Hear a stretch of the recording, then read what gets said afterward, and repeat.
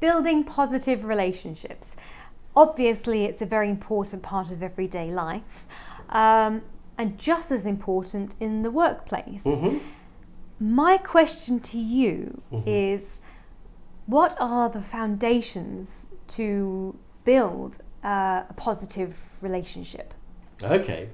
Well, I love the use of your words foundation and build, because I've put together a little chart here, a little diagram, which is really designed to show how individuals work with others through a process of building long-term relationships.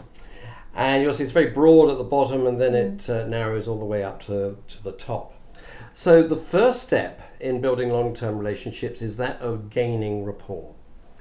And that simply means meeting with the other person, maybe for the very first time, and we would perhaps euphemistically call it, do I hit it off with them? Do I feel the chemistry is right between us? What other elements would you sort of put to gaining rapport? How would you sort of judge whether you're in rapport or not with someone? I think whether you can sense if you connect with the other person in any way from the get-go. Okay. Essentially, Yeah. if you have a similar interest or a similar just something that you can find as a personal connection. Yeah. So, for example, if you eavesdrop on a couple of people, maybe meeting for the first time, not that I do this, you understand, but if you were to eavesdrop, you would probably find them experiencing or talking about those same things, their background, their interests, what they've done in life, common areas of interest. They would also reflect to one another body language that is very much in sync, and the use of words which perhaps are very similar to the other person, so the non-verbals are matched and mirrored as well. And there is a sense that these two people are in concert with one another. They are getting on, the interaction is flowing easily, and the eye contact is good, the facial expression is good, the overall posture, the body language is again very positive. And that's the first step, if you like. If you meet with someone and you feel that you've got rapport with them, then that leads on to the next step, because out of rapport comes what I would call a mutual respect. You know, you don't look down on them, you don't necessarily look up to them, but you feel this is a person on my level that I could be in a relationship with, or be working towards a longer term relationship with.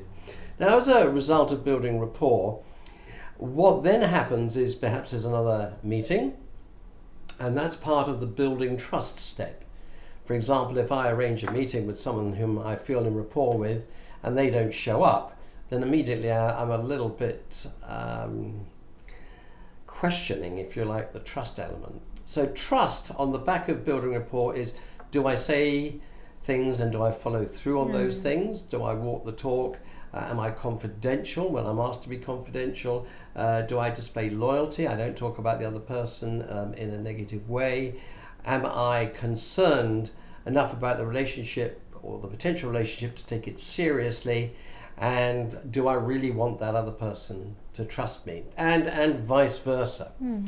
So this trust building piece then goes on as a result of that first gaining rapport and maybe over subsequent meetings. And as a result of that, both parties feel free to share, and that leads on to an open communication. I don't know how you feel, but I'm not going to open up and communicate to other people, you know, my thoughts and my concerns, my challenges, things of that sort, if I don't feel I really trust them. Of course, yeah. But if I then open up to that person and I share with them, look, I've got a bit of particular need here, I wonder if you could help me, and they respond to that need, and they do help me, and they follow through, then I'm working at a relationship where I know that we can be not only sharing, but the other person is being responsive, and that again encourages me to take the relationship forward. So response to an open communication is a really important next step. So now we're getting quite high up, because the whole point about building long-term relationships is that you end up in partnership, where there's this mutual loyalty, there's this reciprocity. In a sense, half of you and half of me almost becomes one entity that we work together so strongly together. We're interdependent, and we will stay in that way because that's the way which we can go through life and benefit one another, and we're in for the long haul. So you can see really going up here a number of relationships which you might have or I might have, and we can immediately point to these and say, well, frankly, I'm not even at level 2, I just don't trust this person.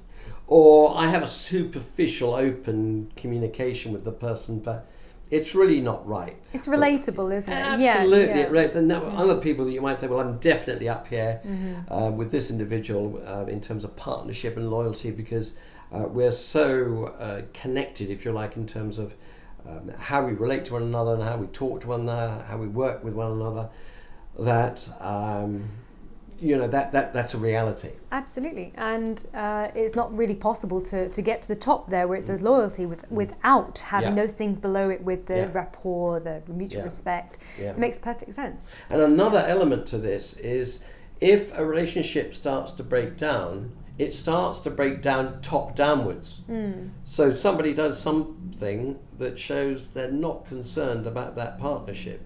As a result of that, they become unresponsive to the other person. As a result of that, they clam up and they don't indulge in any open communication. The two drift apart.